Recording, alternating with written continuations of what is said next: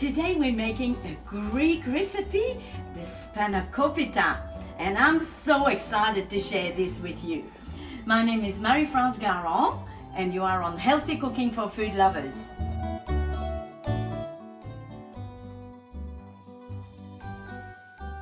So some of you might know that I'm French-Canadian, but I'm also part of a Greek family through my husband, Peter Anton.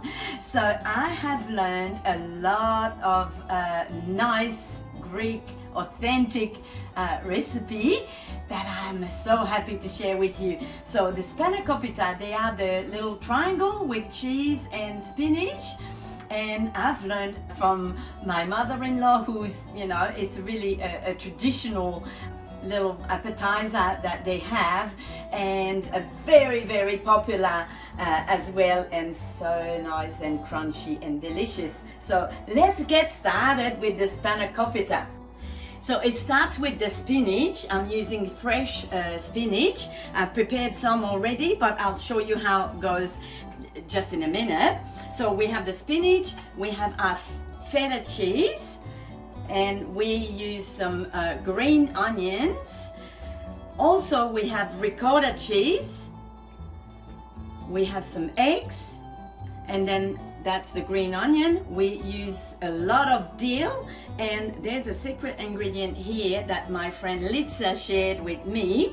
Hi Litsa! This is some white rice, and so this is to absorb some of the liquid, so our Spanakopita will stay very crispy and very nice.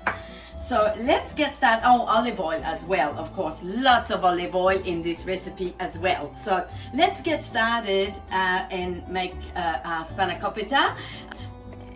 The ingredients are quite simple, but it's the making of the triangle that takes a little bit longer, but we'll get to this in a minute. Okay, so now our spinach. There's many ways I see that people like to make this. The Greek people, it's interesting, they have all their own ways of making, and they're all the best one. So today I'm following my Greek friend Litsa, her guidance and her recipe, and she said she's using the raw spinach, so that's what we're gonna do, and that's what I prefer anyway. We use fresh spinach. I have half a kilo, so 1 pound of fresh spinach. Now, a lot of people cook the spinach because of the water content in the spinach.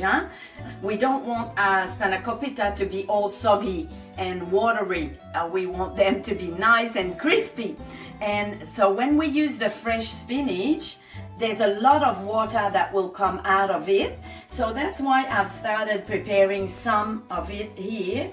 And if you can see, I just chop them really fine, and there's quite a bit of water here in my bowl, and I will squeeze them before I put them in my mixture.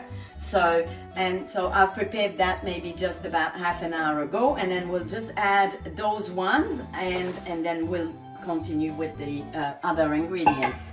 So with your spinach, fresh spinach, so let me explain. If you decide to cook them, or you can use the frozen spinach, they will also have a lot of water content, so they need to be squeezed, or you put them in a colander to really sort of drip out the water, or in a cheesecloth and squeeze it hard.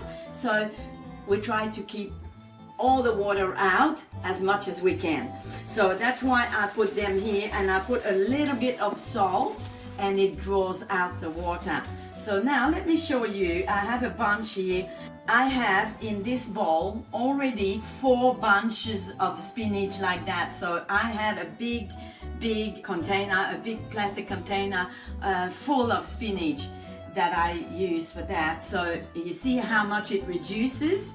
So I had 4 bunches like that already in here, and I just kept those just to show you. So a good way to chop them really fine is to try to, as much as possible, create a little ball and just squeeze them all together like that and roll it all together, and it's easier to chop.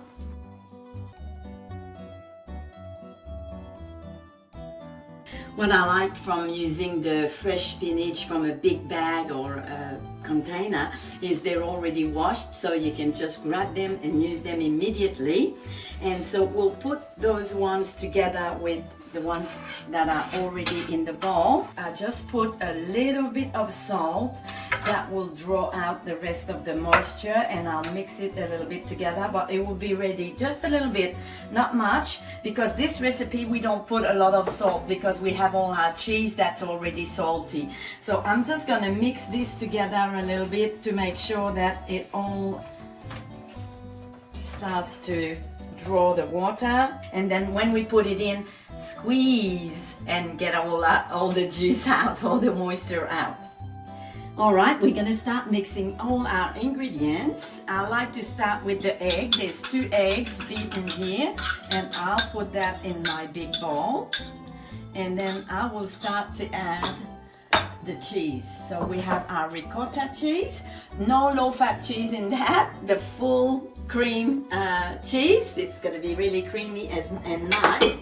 And we have, of course, our Greek feta, and we're gonna crumble it, but you don't want to purchase the one that's already crumbled. You better to have a nice block. Have about 1 pound here of feta cheese, and we're just gonna add that here to the eggs to start mixing it all together. So you just crumble your cheese like that, and then we're just gonna mix it all nice and melted when we finish. So here's our feta, and we have our ricotta cheese as well, all in. I have also 1 pound of ricotta cheese, and then I'm just gonna start mixing that here with our egg. Okay, now we add our green onion. I have 4 green onion, and I have 1/4 cup of dill. We love dill. And then we're just gonna mix that, and we're up to our spinach now into the mix. Now they've been sitting there just 5 minutes, the second batch, but the first one you saw there was a lot of moisture. So what we're gonna do is, you have to do that with your hands. Grab with your hands and squeeze it. Look at that. Squeeze as much as you can out of it, just like this, and then add it to our mixture here. So there's 1 pound of spinach. I mean, it's quite easy, huh? 1 pound of feta, 1 pound of ricotta, 1 pound of spinach. Simple, easy, 2 eggs. So, okay, we're just gonna take the time to squeeze this properly, and then add them to the bowl here so they have no more moisture in there. Okay, nearly all done for our preparation. We're gonna add some black pepper, and as much as you like. We like a lot of black pepper here. And salt, we have already salt in the spinach and also in the feta, so no more salt for this one. And then, so this was a little tip from my friend Litsa, and she said that they normally use an ingredient called trahana, but we can't find that over here, so she suggests we use the rice. So I've chosen the jasmine rice because also the Spanakopita, they will cook for 20 minutes in the oven, and jasmine rice, it takes 9 or 10 minutes to cook, because we don't want to have rice when we taste it. It's just really to make sure it absorbs the moisture. So, and that's why I've chosen the jasmine rice. I washed it already, and then now we'll add it here to our ingredients, and it will do what it's doing.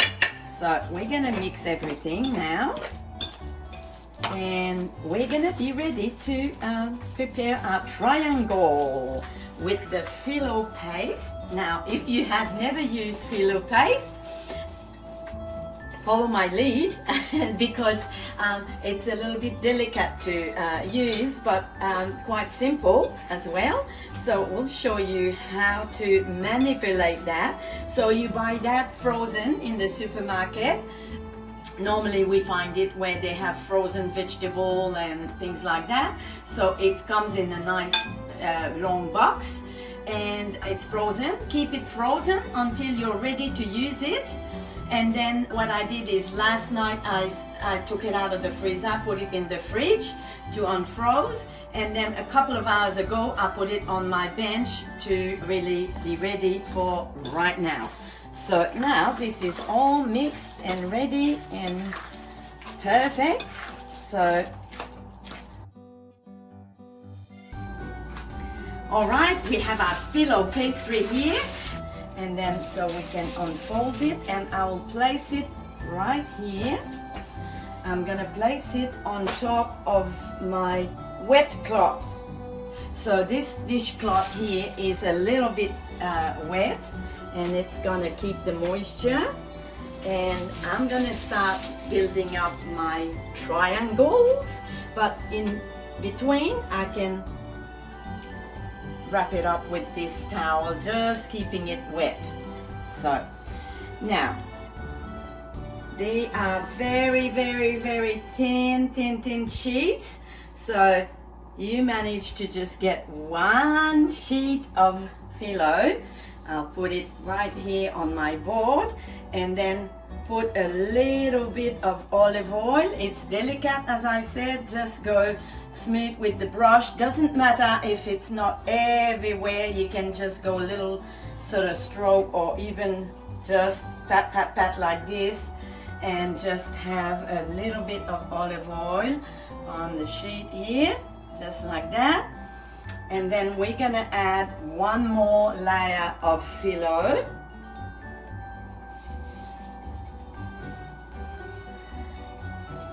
And then we're gonna start making, this Phyllo is really nice to handle.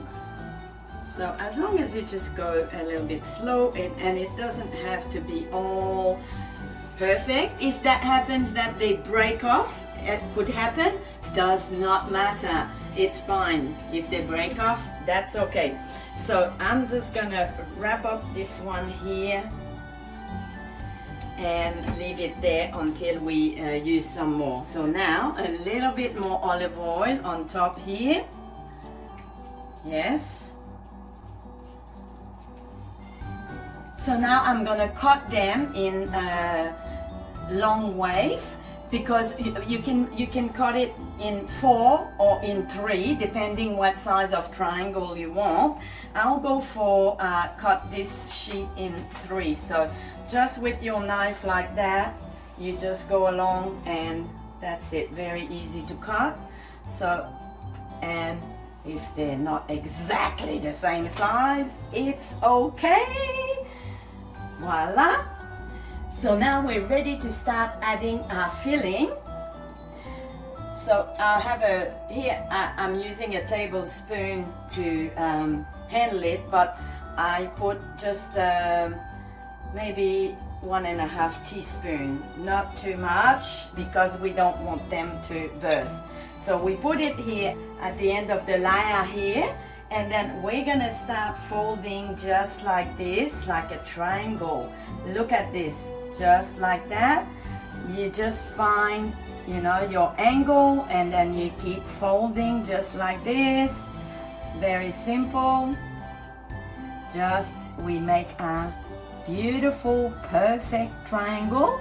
At the end, we just fold it like this as well, and then we're gonna place that on a baking sheet on a with some parchment paper, and we're gonna brush a little bit more oil on it first before we put it on our baking sheet. So there's lots of oil here.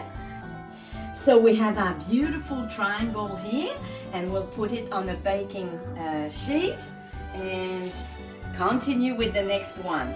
Now, one other idea is that if you're preparing them way in advance, we can freeze them. What I suggest is that when you finish folding, you do not add any extra oil on top just yet. You can put them on also on a baking tray, but send that to the freezer so they're all separate. They're not close to each other. So you froze them like that, and the next day when it's frozen, you can then take them out, make them in little bags, and when you're ready to cook them, you take them frozen from the freezer, brush with a little bit of oil and send them in the oven frozen. You don't have to unfroze it. You don't want to start melting or anything. So frozen ones, brush with a little bit of oil and put it in the oven. It goes at 350 for about 20 minutes. So very simple. Okay, so we just continue. So that's the fun part here, where you can invite the kids to come and help make the triangle. They love to participate here with that, and just have to show them. We fold it once and then fold it like this, and it's quite simple. It's making your perfect triangle. Just fold and fold again, and then fold again. And then our last bit here, voila, a little bit of oil, not too much, but still a little bit of oil, because we're gonna bake those. If you're freezing them, no oil just yet. So here we go on the baking tray, and we keep going like this. So we'll be here for a little bit with all this.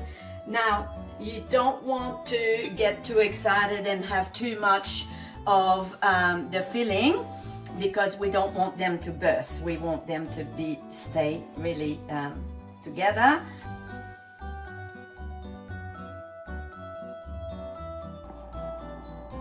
Our first batch is ready.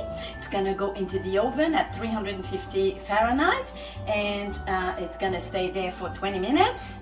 And we're gonna make some more batches, maybe 4 or 5 other batches just like that, so we have plenty. Et voila, our beautiful Spanakopita.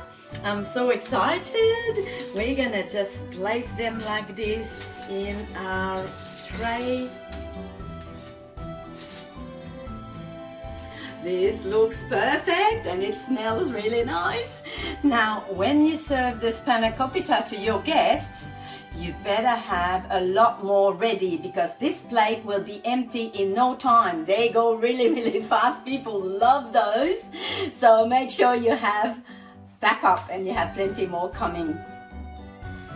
Now let's look inside, and your pastry is all flaky and nice, and so we're gonna just cut it in two and have a look inside and see. This is what we want.